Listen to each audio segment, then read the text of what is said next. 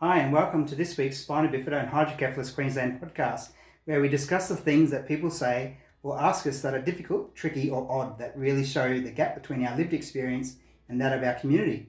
The aim of this podcast is to educate the community about spina bifida and hydrocephalus and to address some myths and truths about working with people who have spina bifida and or hydrocephalus. My name is Brendan. I'm the host of this week's podcast. I run a small recruitment and human resource consultancy, and I also have lived experience and a range of experience from the disability sector as a person with spina bifida and or hydrocephalus. Today I'm here with Anitta, who's a peer mentor who has spina bifida and or hydrocephalus. So, Anitta, tell us a little bit about yourself. Hi Brendan. I was born and raised in a regional area of Queensland called Kingaroy. I live there to this day. I run a small business myself, and as you know, I am a peer mentor with SBH. Loving that. I have lived by myself for 21 years now, so independently, and I worked full-time for 17 years, and now I'm sort of still part-time, but with running my own business, I keep myself busy. Okay. So tell us about something that happened to you, something where somebody might have said something or asked you a question that was a little bit odd. Okay. Well, one that springs to mind, which was odd because it was from the person who asked it was actually a nurse.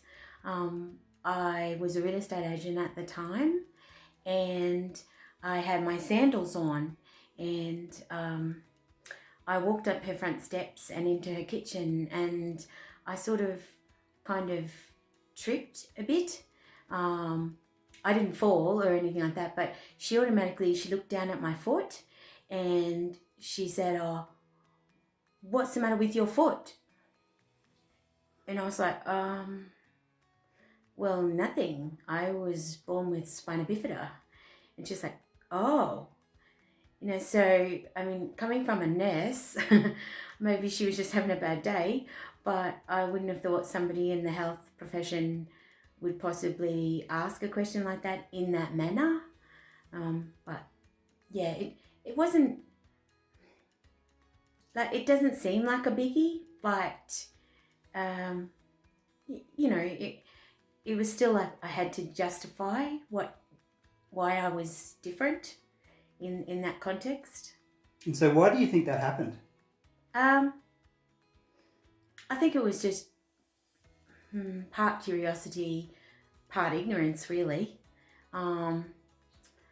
Maybe she thought that I'd been in a car accident, or maybe she thought I'd had some kind of other incident.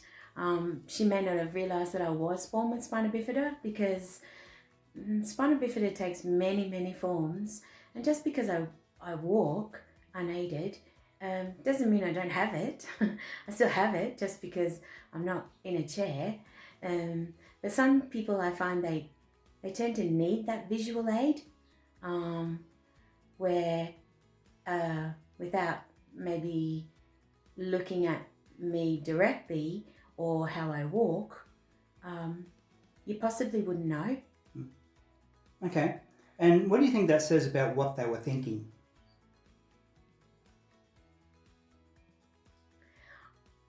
To be honest with you, I don't actually think she was thinking. It was sort of like a reaction. It was kind of like she saw my foot and she saw that it wasn't formed properly, because my toes were pointing out of my sandal. And so she was just like reacting to that. It wasn't it wasn't nasty, but it wasn't appropriate. If she'd have thought about it, she probably wouldn't have asked me at all. Okay. And how did that make you feel? Well, I've got to say, in my 30s and coming from a nurse, it didn't make me feel all that crash hot. I was perplexed at the time that she would even ask. And I felt like I still had to justify myself even in my 30s. And I was a real estate agent. I was there to do a job which I could do regardless of whether I had spina bifida or not. And it just made me feel, at the time, I can remember going home or back to the office and saying, "Oh, I've just had the weirdest experience. This lady asked me, what's the matter with your foot?" And I can remember one of the office girls, and she's a good friend of mine. She was like, "Oh, that is just rude. If I'd have been there, I'd have asked her what was the matter with your face." It wasn't necessary. Yeah. Some things people say they're not nasty. It's just that they're not necessary. Yeah. Okay. And what was the message that was communicated to you about being a person with spina bifida and or hydrocephalus?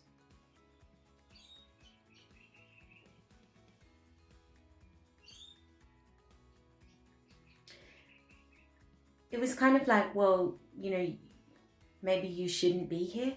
Yeah. Maybe you can't do this job just because you have disability. And that was clearly not the case. Okay. And so moving forward, how would you like people to discuss this type of thing with you in the future? How would you like them to approach it? Well, I guess, I don't mind the upfront. The upfront was okay. But if you're going to be truly upfront about something, at least be kind, I don't mind people asking me about my spina bifida, but don't ask unnecessary questions, or inappropriate questions. And if you want to ask those questions, be prepared for somebody to say, "You know what? I'm not going to answer that," regardless of whether they want to know. It is always up to us whether we want to respond or not. Yeah. Okay, great. So thanks for your time today, Anita. So if this is a skill that you would like to develop as a young person with spina bifida, or as an employer, wanting to ask questions of a person with spina bifida or any disability, contact SBH Queensland Adult Assist team.